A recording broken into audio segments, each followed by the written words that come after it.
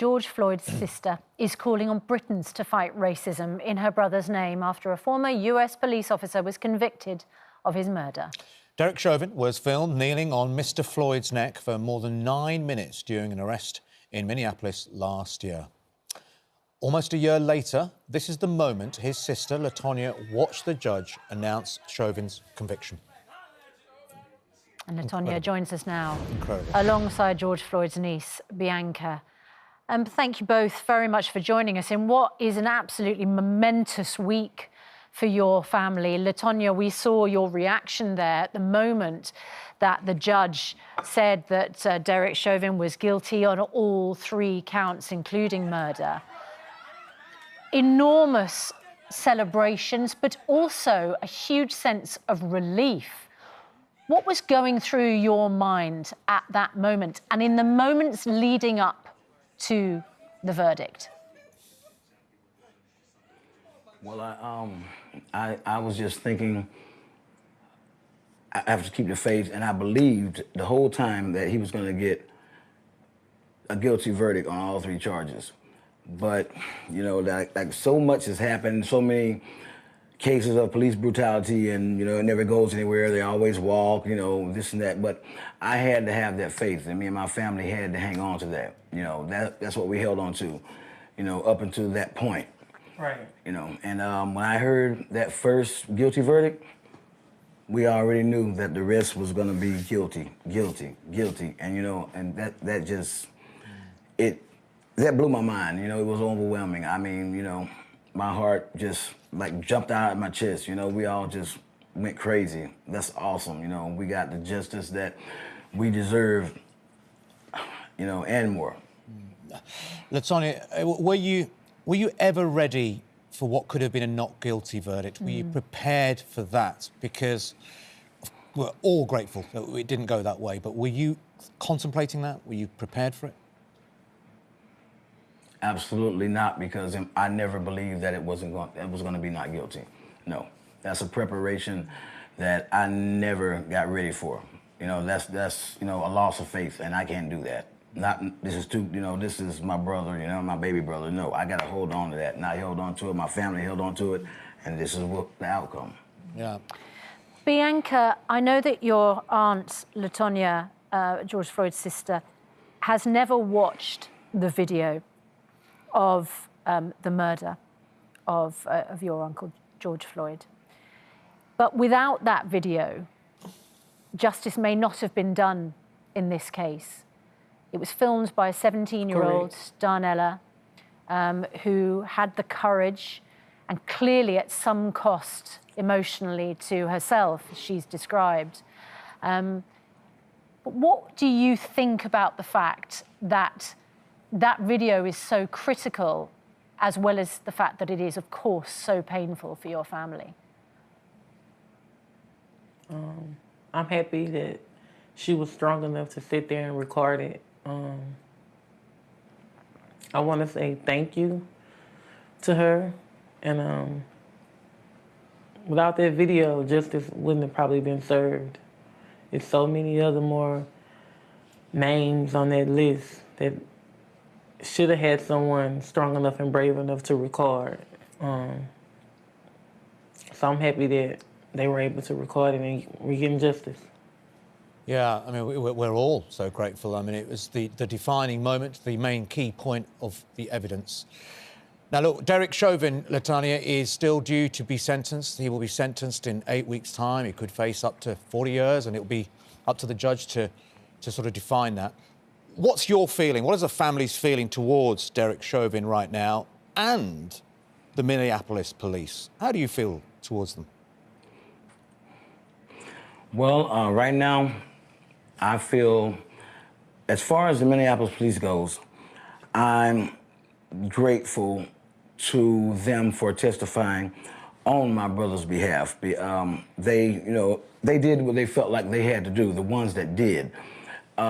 They didn't, you know, like, I know there's co-workers or whatnot, but, you know, they knew it was wrong, and they, you know, they stuck by us, and they told the truth, and, you know, they was honest, and they know it was not right. It was, you know, it was murder. So, you know, that's why the you know, the 3 verdicts came out like they did.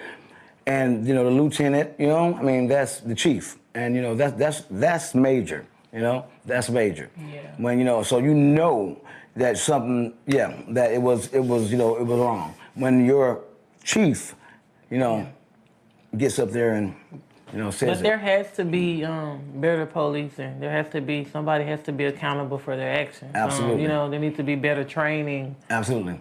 And as far as my feelings toward Mr. Chauvin, like I've said, I pray for him. I pray for him, you know, I do. And I'm gonna continue to pray for him. You know, absolutely. And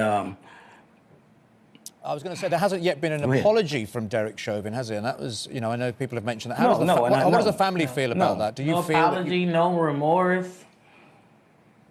Do you feel like there should be one, Bianca? In his eyes, most definitely, I feel like it. You absolutely. know, I feel like he sat there with a smirk on his face. You know, Yeah. and when they gave out the sentencing, you know, he didn't shed a tear. He's just like he's surprised. You know, like you're guilty. right? You know? And he don't. In his heart, he wasn't guilty. You know, because nobody has ever, you know, been convicted like this to this extreme for To a degree. police Especially brutality police. on a you know on a person of color. So he wasn't really expecting that. Exactly. Sure, he wasn't. You know. So he has nothing to apologize for because he don't think that he was wrong. You know, he don't think he was wrong. You know, and it's crazy. You know, and like I said, I'm going to continue to pray for him. But as far as he's concerned, one of my greater moments is when they put the handcuffs on that young man. Yeah, because he put the handcuffs on my baby brother, and there was nothing my brother could do. Right. Nothing. And just but kick and squeal, you know, and try to get up, you know, breathe, try to breathe. And just because you're the law, you're not above the law. You know. Absolutely.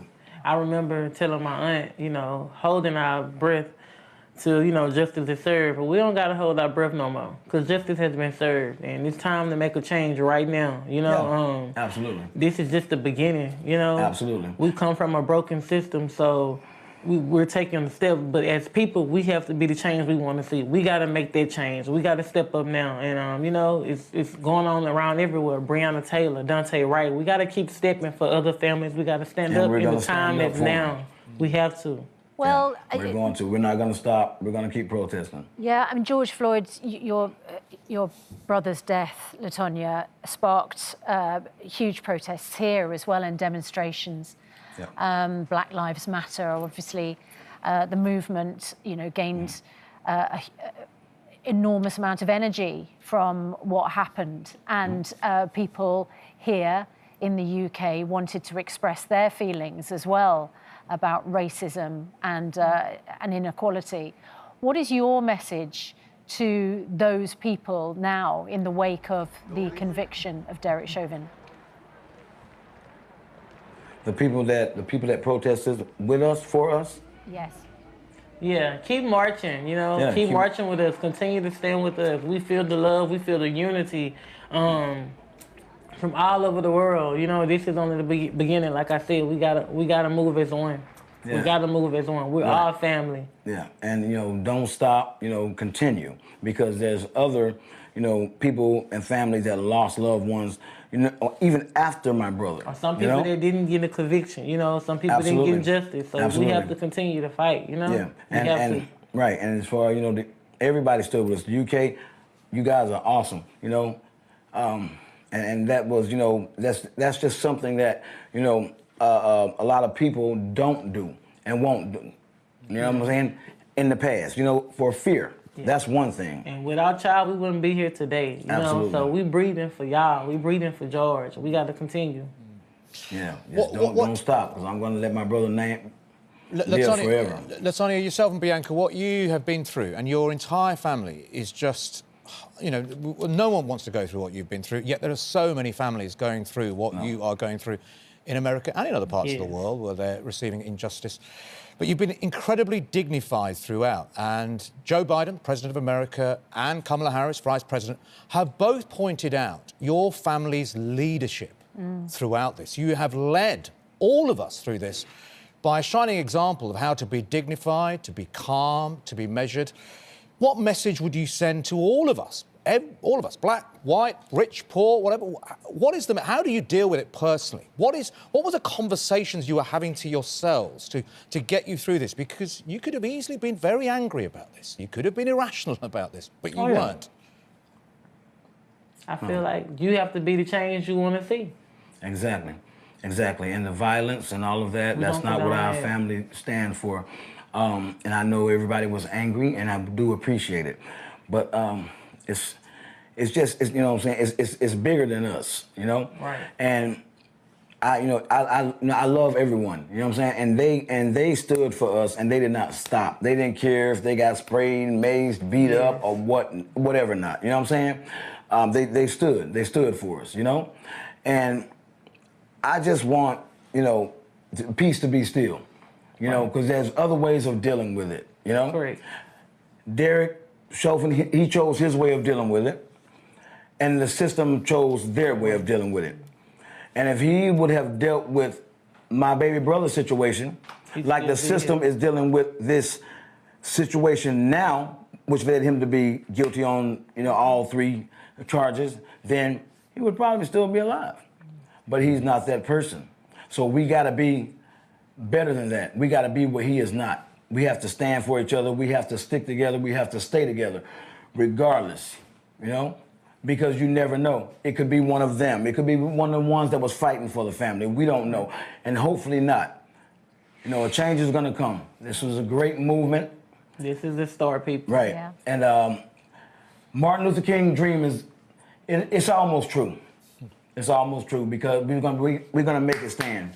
Yeah. We're gonna make it stand. Well, thank you so much for being with us this morning, and we obviously send continued sympathy to you for the fact that, you know, this, of course, what happened to your brother sparked a kind of worldwide movement, protest, an expression of frustration with injustice, but it is a personal tragedy for your family, and we do appreciate your time with us this morning, LaTonya and Bianca. Thank you so much. Thank you. Yes, ma'am. Thank you. LaTonya Floyd, the sister of George Floyd, and Bianca Williams, their niece. Just incredible to just hear them speak with such dignity.